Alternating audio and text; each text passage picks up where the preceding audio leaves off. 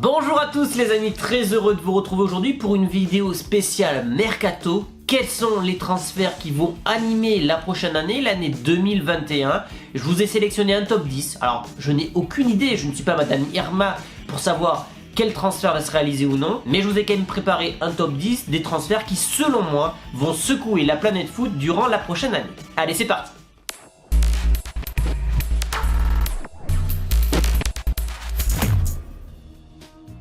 Et c'est OneFootball qui m'accompagne pour cette vidéo aujourd'hui les amis, l'application numéro 1 sur le foot, résultats de match, actu, mercato, justement toutes les infos mercato sont en temps réel, l'application est gratuite, le lien en description. À la 10e place de ce classement, je vous ai proposé Mauro Icardi qui sera lié à notre transfert, on en parlera après.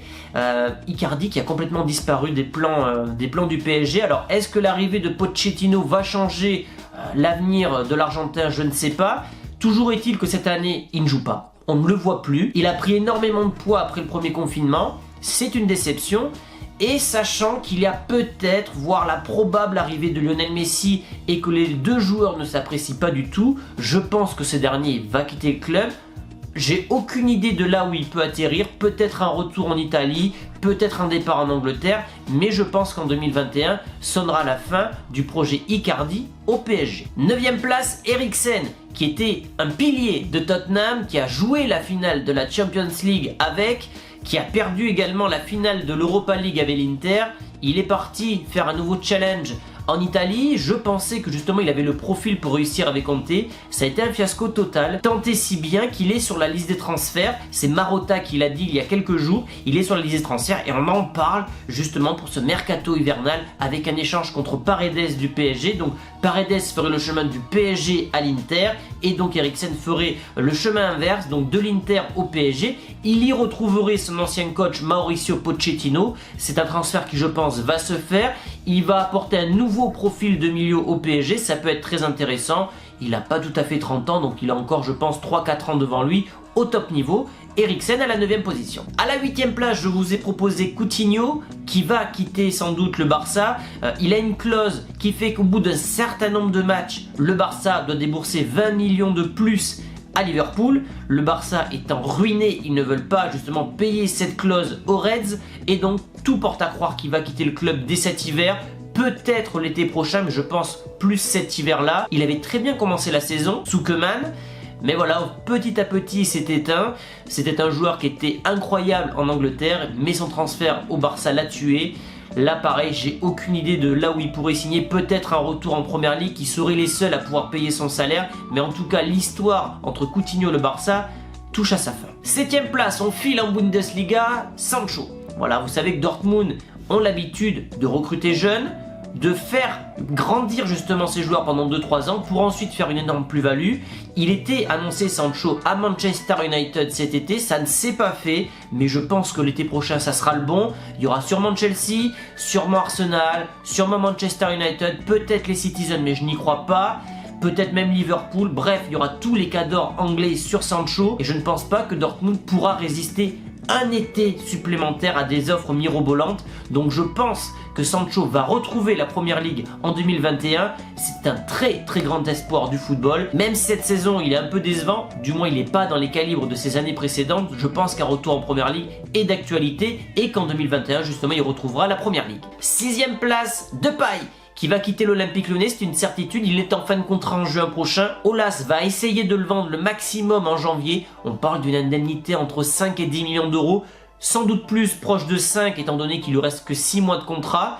Plusieurs clubs sont dessus, le PSG, le Barça, même si apparemment d'après Sport que j'ai lu aujourd'hui, ça ne va pas se faire parce qu'ils ont trop de profils identiques. Et surtout, la Juve. Depay c'est l'un des meilleurs joueurs de Ligue 1, c'est un joueur qui est très efficace avec sa sélection, qui est encore très jeune, qui a bien récupéré de sa blessure et qui ferait évidemment le bonheur de plusieurs clubs européens. Depay à 5 millions d'euros, c'est une affaire en or. Donc je pense que plusieurs clubs vont se battre pour lui et que, à mon avis, dès janvier, ça sera l'un des plus grands coups du mercato hivernal. L'inconvénient d'un top 10, c'est que justement, il n'y a que 10 places et que j'aurais pu mettre Alaba, je ne l'ai pas mis, mais Alaba va signer sans doute au Real en juin prochain. Ça aurait pu être un grand coup étant donné qu'il va signer gratuitement, mais j'ai préféré mettre Camavinga parce que Camavinga à l'échelle française a plus de visibilité. On connaît plus Kamavinga en France qu'à là-bas. Voilà, Kamavinga qui pareil va arriver en juin prochain à 1 an de la fin de son contrat. Rennes voudra le vendre pour ne pas le perdre 1 an plus tard gratuitement. Surtout que Rennes, avec l'histoire de Mediapro, aura sans doute des problèmes financiers.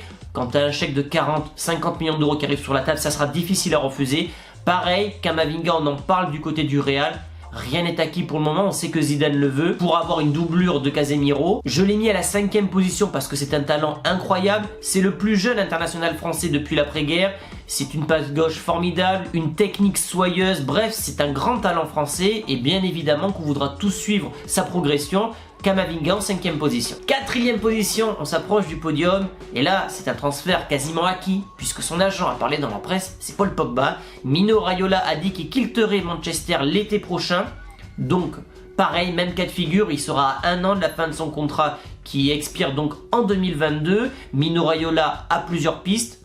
La Juve, un comeback à la Juve, un départ au Real, peut-être au PSG, on n'a pas encore d'infos sûres sur sa destination, mais en tout cas ce qui est sûr c'est qu'il va quitter les Red Devils. Alors est-ce que Pogba sera une bonne affaire? Je pense que oui, il y aura beaucoup de bonnes affaires d'ailleurs en 2021 parce que beaucoup de joueurs vont arriver à 1 an de la fin de leur contrat ou carrément en fin de contrat. Paul Pogba c'est une image à l'international, c'est un joueur quand même très bon au milieu de terrain et donc si tu peux l'avoir pour 40 millions d'euros ça fera l'affaire de nombreux clubs. Je dirais un léger avantage pour la Juventus. À la 3e place c'est notre kiki national Kylian Mbappé, même cas de figure. Contrat qui expire en 2022.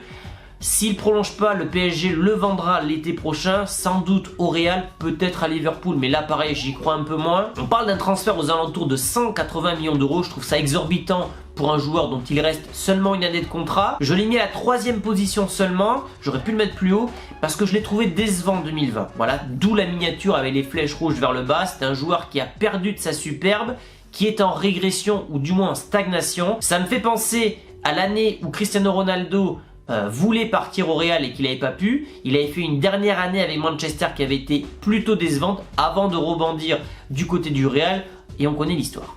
Donc Kylian Mbappé à la 3e place et je pense qu'il va quitter le PSG l'été prochain. Je ne le vois pas renouveler. S'il avait voulu renouveler, il l'aurait déjà fait depuis longtemps. À la 2e place, Erling Haaland. Apparemment, dans son contrat, il dispose d'une clause à 75 millions d'euros. Même s'il n'a pas de clause, je pense qu'il y aura de nombreux clubs anglais qui vont jeter sur lui. Il y a plusieurs pistes qui l'amèneraient pareil du côté du Real, le fait qu'il y ait Odegaard, le fait qu'il soit fan de Cristiano Ronaldo, etc. etc. Seulement, j'imagine mal le Real faire en un été Mbappé et Haaland. Et j'imagine mal les clubs anglais ne pas sauter sur l'occasion d'arracher le futur meilleur numéro 9 des 10 prochaines années. Donc je pense qu'un club comme Manchester City qui va vouloir remplacer Agüero, qu'un club comme Chelsea ou qu'un club comme Liverpool vont se jeter sur le Norvégien. Donc à l'heure d'aujourd'hui je donnerai un avantage au club anglais. En tout cas une chose est sûre, je pense que le Norvégien va quitter Dortmund l'année prochaine. Ça fera 1 an et demi qu'il sera au club et voilà, financièrement, avec l'histoire du Covid, quand tu as des clubs anglais qui vont te mettre 120, 140 millions d'euros sur la table pour un joueur, je ne pense pas que Dortmund pourra résister, que ce soit avec Sancho ou avec Haaland, à des offres mirobolantes. Donc j'ai mis Haaland en 2e position de ce top 10. Et enfin, la première place, évidemment, Lionel Messi en fin de contrat en juin prochain. Alors je tourne la vidéo avant l'interview, je ne sais pas s'il va annoncer qui reste ou qui quitte le Barça, mais voilà, il est en fin de contrat, je pense qu'il va quitter le club Blaugrana, ça se passe pas très bien, le club ne progresse pas, même le club régresse depuis 2015 et le départ d'Iniesta, aucune finale de Champions League pour Messi. On parle de retrouvailles avec le Brésilien Neymar, le PSG serait en mesure de payer son salaire en cas de départ de Kylian Mbappé du côté du Real, donc un jeu de chaise musicale, c'est toujours comme ça dans le mercato, quand tu as un énorme transfert, ça entraîne un jeu de chaise musicale, donc je pense que Messi va jouer sa dernière saison du côté du Barça, sauf si Xavi arrive à le convaincre de rester, mais bon, ce ne sont que des suppositions. Je pense que 2021 sera une année de mercato de folie et que, bien sûr, Messi, qui a fait toute sa carrière au Barça, sera la tête de proue de ce mercato de folie. Donc voilà les amis pour ce top 10 des mercato 2021. Donnez-moi votre avis là-dessus, donnez-moi aussi des nouveaux noms qu'on aurait pu rajouter justement à ce classement, ou carrément modifier mon classement si vous n'êtes pas d'accord. En attendant, j'espère que ça vous a plu, n'hésitez pas d'ailleurs à lâcher un petit pouce bleu, à vous abonner si ce n'est pas encore fait, vous pouvez me rejoindre sur Twitter, tout est en description, et je vous dis à très vite pour de nouvelles vidéos les amis. Ciao!